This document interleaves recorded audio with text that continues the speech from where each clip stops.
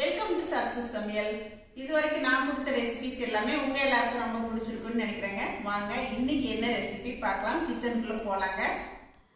இன்றைக்கி நம்ம சப்பாத்திக்கு ஒரு சிம்பிளாக ஒரு கிரேவிங்க, அதே சமயத்தில் ரொம்ப டேஸ்ட்டாகவும் இருக்கும். வாங்க இந்த கிரேவி எப்படி செய்கிறது பார்க்கலாம். வீடியோக்குள்ளே போகலாங்க. இப்போ நம்ம செய்ய போகிற காலிஃப்ளவர் கிரேவிக்கு தேவையான அளவுக்கு நான் காலிஃப்ளவர் எடுத்துருக்கேங்க. இதை நான் வெந்நீரில் போட்டு கொதித்து வரும்போது அப்படியே அடுப்பு ஆஃப் பண்ணிவிட்டு ஆற வச்சு தண்ணியை வடித்து எடுத்து வச்சுருக்கேங்க. அடுத்ததாக பெரிய வெங்காயம் ஒரு 4 வெங்காயம் இந்த மாதிரி நீல வாக்கில் நறுக்கி எடுத்து வச்சுருக்கேங்க. அடுத்ததாக தக்காளி 2 தக்காளி மீடியம் சைஸ் இந்த மாதிரி கட் பண்ணி எடுத்து வச்சுருக்கேன். கொத்தமல்லி, கருவேப்பிலை, அப்புறம் அரைக்க தேவையான பொருட்கள் பார்த்துடலாங்க. சின்ன வெங்காயம் 1 கைப்பிடி அளவுக்கு அரைக்கிறதுக்கு எடுத்து வச்சுருக்கேங்க. அதோடைய தேங்காய் 2 டேபிள் ஸ்பூன், சோம்பு 1/2 டீஸ்பூன், கசகசா 1/4 டீஸ்பூன், தக்காளி 1, முந்திரி ஒரு 4-5, கொத்தமல்லி கொஞ்சம். இப்போ இதையெல்லாம் சேர்த்து அரைச்சிக்கலாங்க. இன்றைக்கி நான் செய்ய போகிற கிரேவி இந்த மாதிரி குக்கரில் தான் தாளித்து விட போகிறேங்க. தேவையான அளவுக்கு கடலெண்ணெய் விட்டுக்கலாம். இப்போ சோம்பு தாளிச்சுக்கலாங்க. சோம்பு பொரிஞ்ச உடனே நம்ம நறுக்கி வச்சிருக்க பெரிய வெங்காயம் சேர்த்துக்கலாங்க. கொஞ்சம் கருவேப்பிலை சேர்த்துக்கலாங்க. நம்ம சேர்த்துருக்க இந்த பெரிய வெங்காயம் கொஞ்சம் வதங்கி வரட்டுங்க. அதுக்கப்புறமா நம்ம தக்காளி சேர்த்துக்கலாம். நம்ம சேர்த்த வெங்காயம் ஒரு கண்ணாடி பதம் வதங்கிருச்சு. இந்த ஸ்டேஜில் நம்ம நறுக்கி வச்சிருக்க தக்காளி சேர்த்துக்கலாங்க. மீடியம் சைஸ் தக்காளி நான் 2 சேர்த்துருக்கேங்க. இப்போ நம்ம சேர்த்த தக்காளி ஓரளவுக்கு வதங்கிடுச்சுங்க. இஞ்சி பூண்டு பேஸ்ட்டு 1 டீஸ்பூன் சேர்த்துக்கலாங்க. இப்போ நீங்கள் அடுப்பை லோ ஃப்ளேமில் வச்சுக்கோங்க. கொஞ்சம் மஞ்சத்தூள் சேர்த்துக்குங்க. மல்லித்தூள் 1 டேபிள் ஸ்பூன்,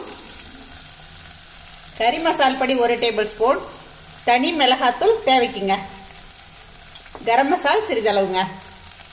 இப்போ இந்த கறி குழம்பு பொடி போட்டிருக்கேன் இல்லைங்களா, அதுலேயுமே கொஞ்சம் காரம் இருக்கும். அதனால் நம்ம தனி மிளகாத்தூள் தேவைக்கு சேர்த்துக்கலாங்க. மசாலா தூள் எல்லாம் சேர்த்ததுக்கப்புறம் 1 டேபிள் ஸ்பூன் தயிர் சேர்த்துக்கலாங்க. தயிர் சேர்த்து நல்லா கலக்கி விட்டுக்கலாங்க.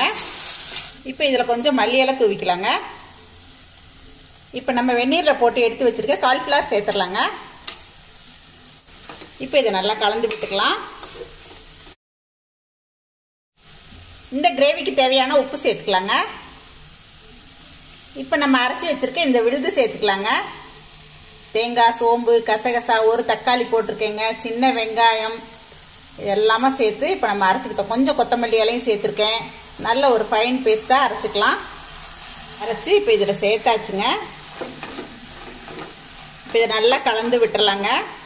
இது கொஞ்சம் வதங்கிறதுக்கு மட்டும் கொஞ்சமாக தண்ணி விட்டுக்கலாங்க. அப்புறமா கிரேவிக்கு தேவையான தண்ணி சேர்த்துக்கலாங்க. இப்போ அடுப்பை மீடியம் ஃப்ளேமில் வச்சுட்டு நல்லா பெரட்டி விட்டுருங்க.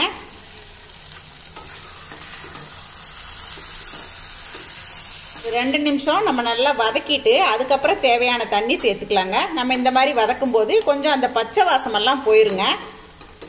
இப்போ நம்ம கிரேவிக்கு தேவையான பொருட்கள் எல்லாமே சேர்த்தாச்சுங்க. இப்போ நம்ம அரைச்ச விழுதோட கொஞ்சம் தண்ணி சேர்த்து இந்த பக்குவத்துக்கு நம்ம வதக்கி எடுத்துக்கலாங்க.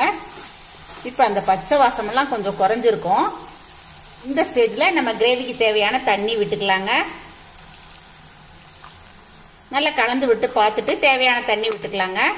நம்ம இன்றைக்கி கிரேவியாக தான் செய்ய போகிறோம். அதனால் தேவையான அளவுக்கு மட்டும் தண்ணி விட்டுக்கலாங்க.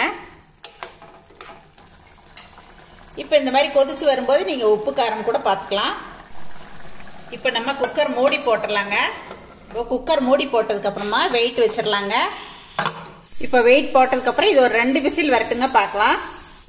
இப்போ நம்மளோட காலிஃப்ளவர் கிரேவி வெயிட் ஆறிடுச்சுங்க. ஓப்பன் பண்ணி பார்த்துடலாம். திறக்கும் போதே நல்ல ஒரு வாசம் வருதுங்க. இப்போ இதில் ஃபைனலாக கொஞ்சமாக கொத்தமல்லி எல்லாம் தூவிக்கலாங்க. பாருங்கள், நல்ல ஒரு கிரேவி கன்சிஸ்டன்சி வந்திருக்கு. நம்மளோட காலிஃப்ளவர் கிரேவி ரெடி ஆயிடுச்சுங்க. இதுலேயே கொஞ்சம் கசூரி மேத்திங்க, இந்த உலர் வெந்தய இலை இருக்குது இல்லைங்களா, இதை நல்லா கையில் நல்லா தேய்ச்சி விட்டு இந்த மாதிரி போட்டுட்டிங்க அப்படின்னா இந்த மாதிரி கிரேவிக்கெல்லாம் ரொம்ப நல்லாயிருக்குங்க. என்னங்க, இன்றைக்கி எங்கள் வீட்டில் நைட் டின்னருக்கு இந்த காலிஃப்ளவர் கிரேவியும் சப்பாத்தியும் இப்போ ரெடியாக இருக்குங்க. சப்பாத்திக்கு இந்த கிரேவி ரொம்பவே அருமையாக இருக்கும். இப்போ இந்த சப்பாத்திக்கும் இந்த காலிஃப்ளவர் கிரேவிக்கும் ரொம்ப டேஸ்ட்டாக இருக்குங்க. அதுவும் இந்த மாதிரி சைடில் ஒரு ஆனியன் கட் பண்ணி வச்சுட்டு சாப்பிட்டோம்னா டேஸ்ட் ரொம்ப நல்லாயிருக்குங்க. என்னங்க, இன்றைக்கி நான் செஞ்சு காட்டினேன் இந்த சிம்பிளான காலிஃப்ளவர் கிரேவி உங்கள் எல்லாருக்கும் ரொம்ப பிடிச்சிருக்குன்னு நினைக்கிறேங்க. இதில் நம்ம கேரட், பீன்ஸ், பட்டாணி, உருளைக்கிழங்கு எல்லாமே சேர்த்து செய்யலாங்க. கண்டிப்பாக நீங்களும் ஒரு நாள் ட்ரை பண்ணி பாருங்கள். இதை பார்த்துட்டு எப்பயும் போல் உங்களோட ஃபீட்பேக் சொல்லுங்கள், ஷேர் பண்ணுங்கள். பிடிச்சிருந்தா ஒரு லைக் பண்ணி சப்ஸ்கிரைப் பண்ணிக்கோங்க. தேங்க்யூ. சரசு சமையல் பாருங்கள், சமையல் நல்லா பண்ணுங்கள். சரசூஸ் ஃபுட் ப்ராடக்ட்ஸ் பொடிவகைகள் தேவைப்படுறவங்க இங்கே கொடுத்துருக்க வாட்ஸ்அப் நம்பரில் காலை 10 மணி முதல் இரவு 7 மணி வரைக்கும் எங்களை காண்டாக்ட் பண்ணி வாங்கிக்கலாங்க. தேங்க்யூ.